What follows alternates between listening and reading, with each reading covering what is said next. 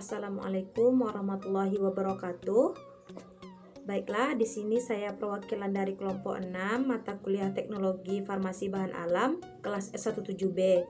Nah, kelompok kami akan membahas tentang permasalahan bioavailabilitas obat herbal, di mana kelompok kami beranggotakan Anisya Syafira Al-Fadlilah NIM 1701049, Desi Setiawati NIM 1701055, Jihan Faira Sasmito NIM 1701067, M Saleh Budi Ishaki Pohan NIM 1701069, dan saya sendiri Dismano Hayati NIM 1701080, dan terakhir Widya Veranika NIM 1701089. Nah, mata kuliah Teknologi Farmasi Bahan Alam ini diampu oleh Ibu Apoteker Novianti MPharm. Baik, kita masuki slide yang pertama. Nah, apa itu bioavailabilitas?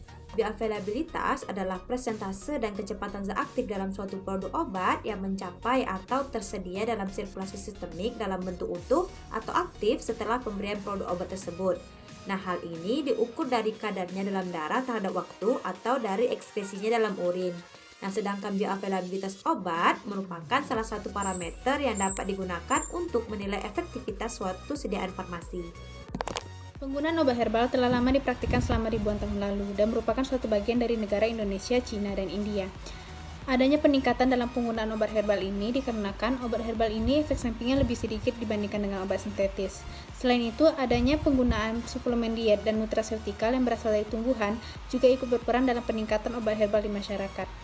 Dalam beberapa waktu terakhir, obat herbal ini telah banyak digunakan untuk menyembuhkan berbagai penyakit, karena dalam obat herbal ini memiliki banyak konstituen yang seluruhnya bekerja sama untuk melawan penyakit tersebut.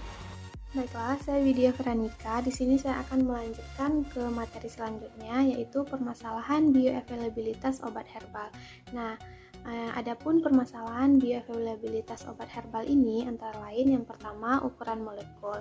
Zat aktif pada obat herbal sulit untuk menembus membran lipid dari sel tubuh karena memiliki ukuran molekul yang besar sehingga menyebabkan absorpsi dan bioavailabilitas yang buruk.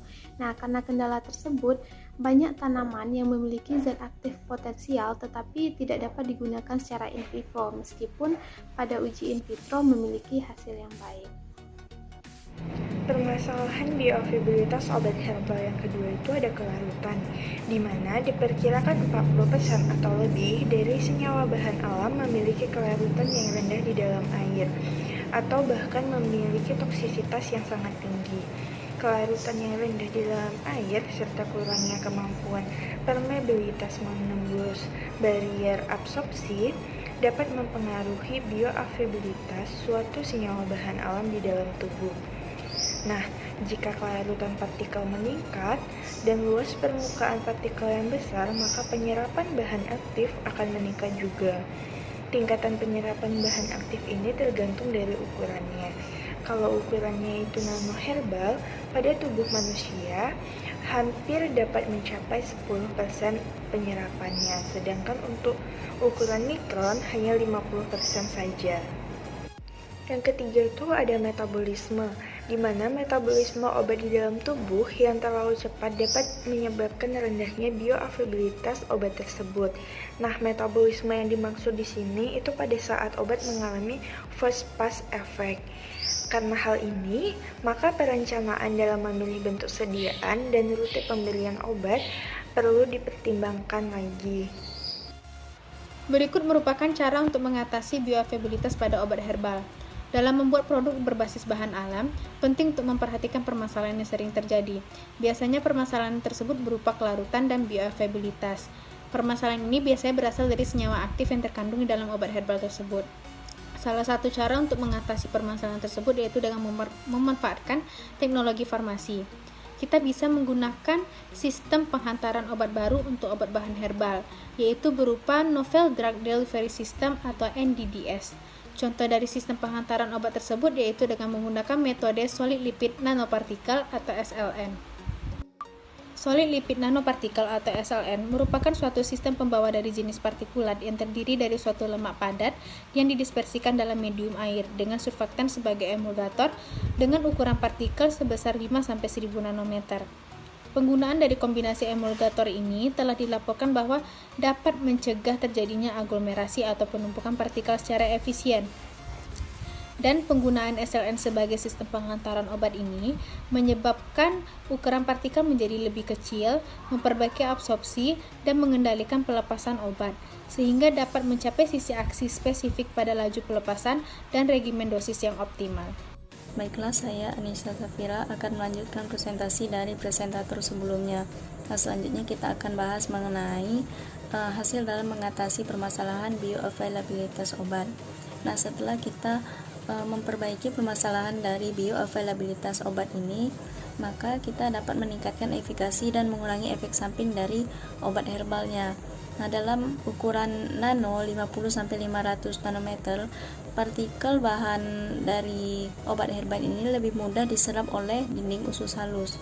Nah, ukuran nanopartikel yang kecil menyebabkan ekstrak mudah larut dan memiliki efikasi penyerapan yang tinggi di usus, sehingga meningkatkan bioavailabilitasnya.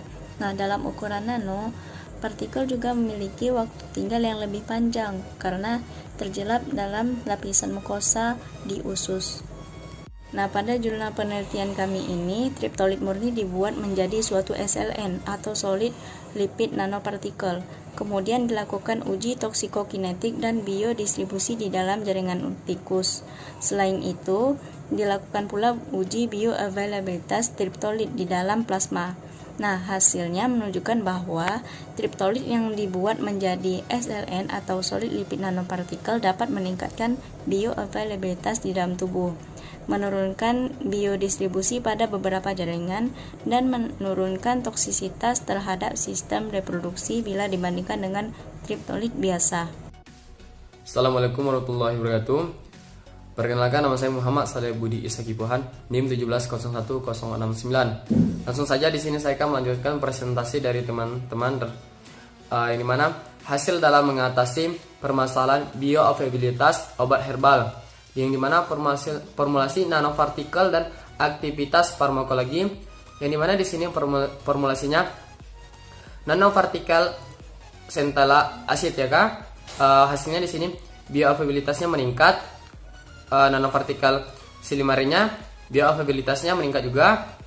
Solid lipid nanopartikel kurkumin, dimana sini hasilnya bioavailabilitasnya meningkat. Solid lipid nanopartikel salvia miltiorhiza, yaitu bioavailabilitasnya meningkat juga. Yang dimana hasil dalam mengatasi permasalahan bioavailabilitas obat herbal, aplikasi Novel Drugs Delivery System atau yang dikenal NDDS dapat dimanfaatkan sebagai sistem penghantaran produk herbal. Bentuk sidaknya termasuk ke dalam NDDS yaitu liposom, etosom, pitosom, transfersom, nanopartikel, nanoemulsi, misol, dan masih banyak lagi. Aplikasi tersebut telah diteliti dan memberikan peningkatan signifikan, baik untuk meningkatkan kelarutan, aktivitas farmakologis, atau bioavailabilitas di dalam tubuh. Sekian mungkin dari hasil. Terima kasih. Nah, berikut daftar pustaka yang kami gunakan sebagai sumber materi dari presentasi kami. Nah, sekian presentasi dari kelompok kami. Saya mewakili teman-teman saya meminta maaf jika terdapat kesalahan dan kesilapan dalam penyampaian materi. Akhir kata, wabillahi taufiq wal hidayah. Wassalamualaikum warahmatullahi wabarakatuh. Terima kasih.